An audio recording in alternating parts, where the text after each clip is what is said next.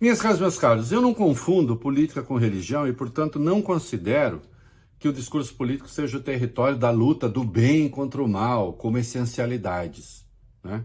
E isso, insisto, fica reservado para o terreno religioso. Agora, sim, a política pode ser o espaço em que uma visão democrática e a prática da democracia se confronte com uma visão ditatorial, golpista. E aí sim, aí cada um faça a sua escolha, né? Eu considero que a democracia é o bem nessa história, mas eu estou falando de um bem aplicado, não estou falando de uma abstração. E considero que a ditadura e o golpismo é o mal, e também estou falando de um mal aplicado, não de uma maluquice qualquer. E hoje eu vejo um Brasil em que está o Lula, presidente eleito, e que chama André Lara Rezende e Pércio Arida, por exemplo, para coordenadores aí do governo de transição, ou pelo menos dessa fase de transição até se chegar ao governo.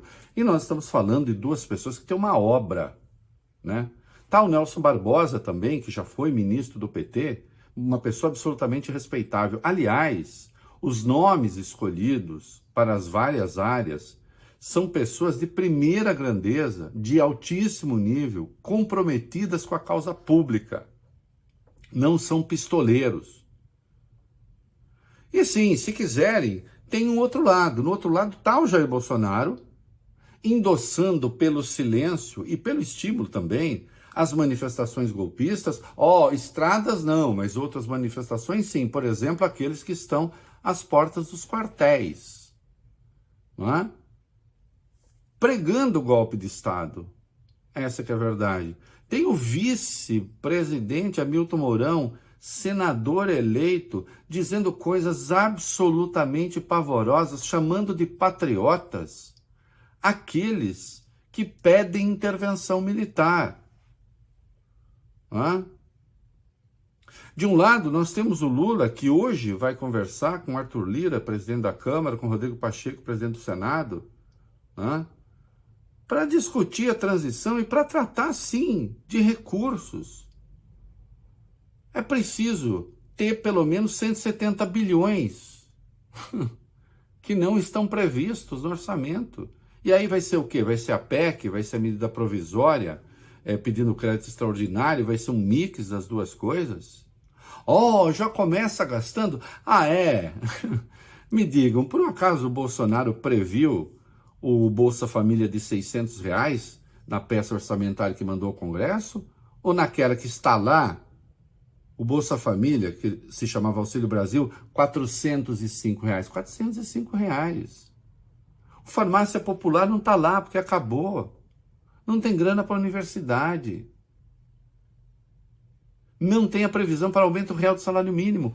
É preciso ter dinheiro para isso. Ou vocês esperavam o quê?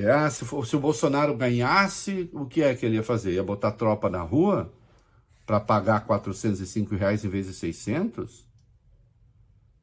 Não, o Lula não é responsável por isso.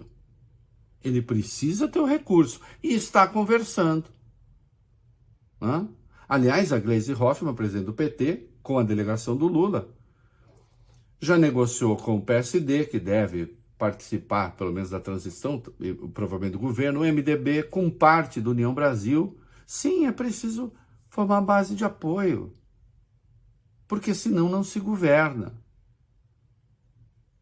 E qual é o pecado do Lula, então, segundo alguns? Conversar, negociar? Alguém achava mesmo que se vai acabar com o orçamento secreto assim, de um dia para o outro? Não, no estalo de dedos, não vai ser assim, não. Agora eu insisto, olhem as pessoas que estão reunidas de um lado, e eu não estou falando de bem abstrato, eu estou falando de gente com biografia, e olhem o que está acontecendo do outro. O que a defesa vai fazer daqui a pouco? Vai apresentar um relatório ambíguo que vai servir para incentivar maluco a ficar na rua. O que é que o Valdemar Costa Neto fez ontem? O PL é de oposição. Tá certo que ele está fazendo isso porque o Bolsonaro está no cangote dele, mas não interessa.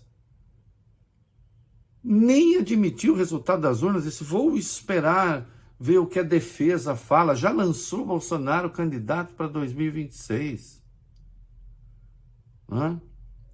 Um partido que agora vai ser da liberdade, da verdade. Imagina, da verdade. Estamos falando da turma que mais recorre a fake news. E da fé, de novo a fé. Aí sim, o território do sagrado, da luta, do bem contra o mal, se misturando com a política. Não, eu venho falar de outra coisa aqui.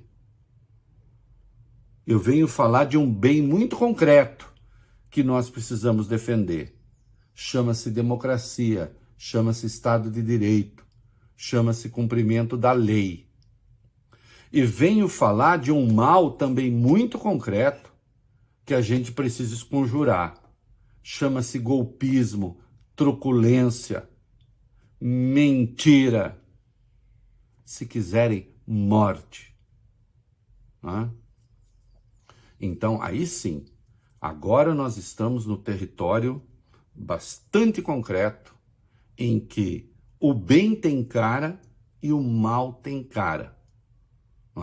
Não se trata de abstrações. É isso aí.